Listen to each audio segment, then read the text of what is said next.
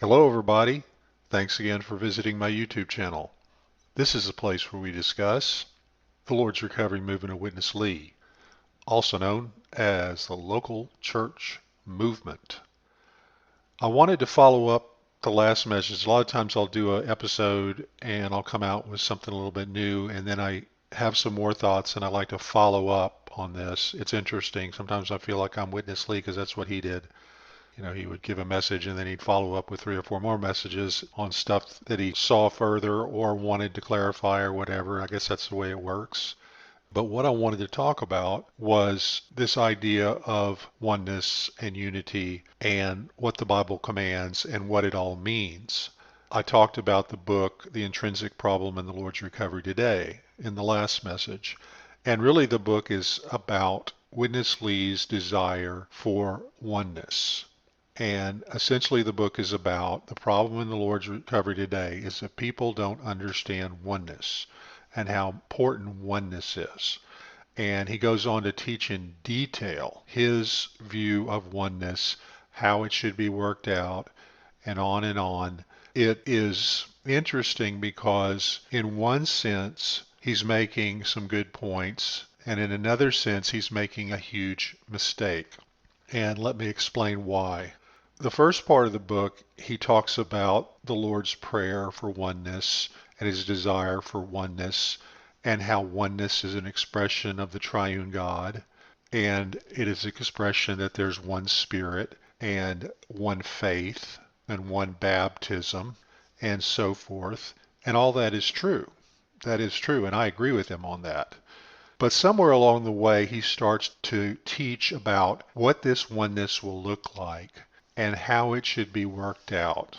And that's where he goes wrong for a couple of reasons. Number one, because he can't be entirely sure that what he's teaching is true. For example, at one point he says the 7 golden lampstands in Revelation, which were churches, were all identical in their positive ways, but they were different in their negative ways. So he assumes that if we're different, then that must be a negative difference. Well, the Bible never says that those golden lampstands were identical. They could have looked different to John. We don't know. But he assumes that, and then he teaches on it. And that's a mistake. Another larger problem and a more general problem is that he assumes that he's supposed to decide what oneness looks like to a minute detail and then teach on it and push everybody toward this because the Lord wanted oneness. And we should be, according to Witness Lee, trying to work out oneness with everything we have. And this is a major value in the Lord's Recovery. They're not the only ones that want this. The problem with the Lord's Recovery is they've decided that they're going to work this out come hell or high water. They're going to make this oneness thing happen. And if they can't make it happen overall, then they're going to make it happen in their little sandbox where they run the show. It's interesting, and this is going to be a focal point of this message that I'd like you to see. Witness Lee makes an amazing admission in the 2nd chapter, 4th paragraph of this book, where he says, "The Lord did not teach us concerning oneness. In John 17, he prayed for oneness." Then he goes on and talk about how the Lord taught them to pray in one accord.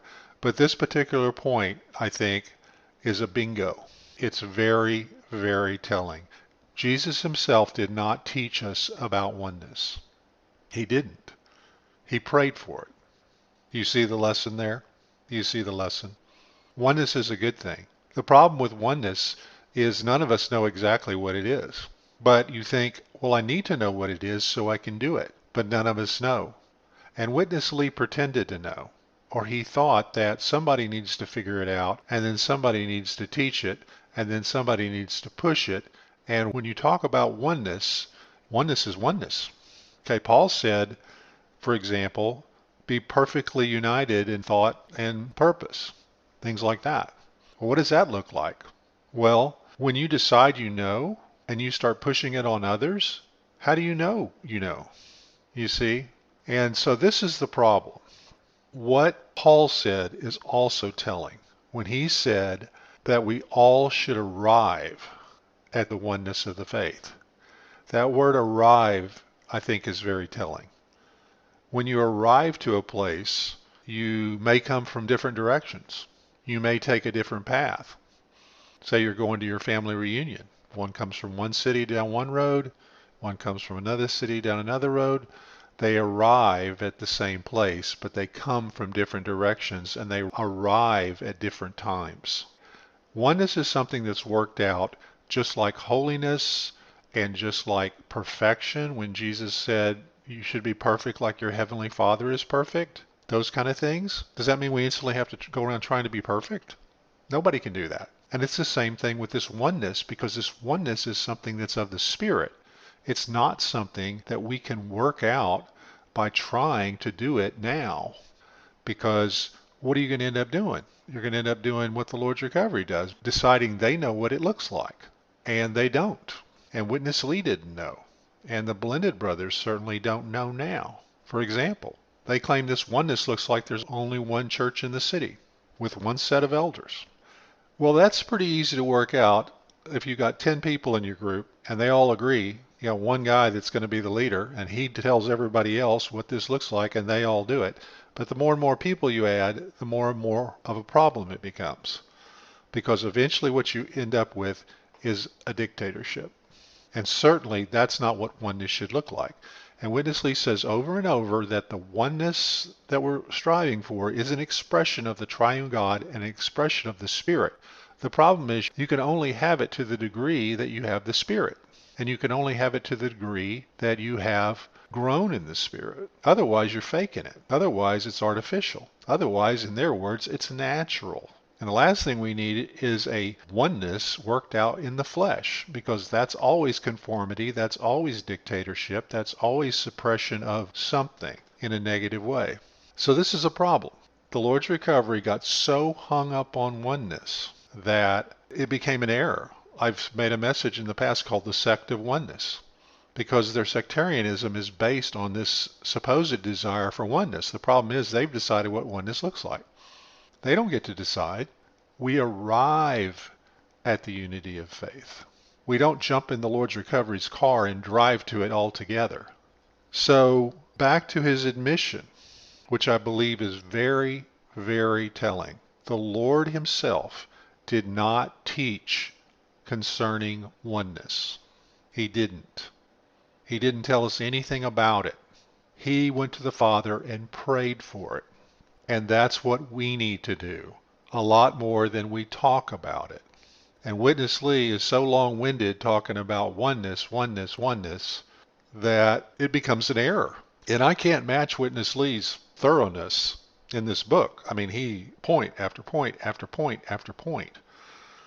But there are flaws in it. Stuff doesn't add up. For example, he says we shouldn't teach differently. And yet he says there should be room for variety. Well, variety in what? What order we sing our hymns in? You know, how much variety is acceptable? But the real question is, what is this one thing we all need to think? What is the way to think about everything? Who decides that? Okay, what is it? So what it really comes down to is there is a paradox with this whole oneness unity thing. And the paradox is this. When you start trying to push it, you actually violate it. That's the paradox. When you decide you know what it looks like and you try to make it happen, you are actually violating oneness. Because the fact of the matter is you don't know what it looks like. Because you're talking about a mystery.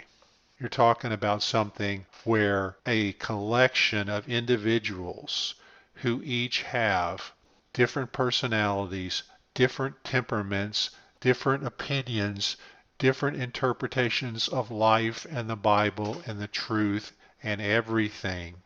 You're asking them all to be the same in some kind of way. That's what oneness means.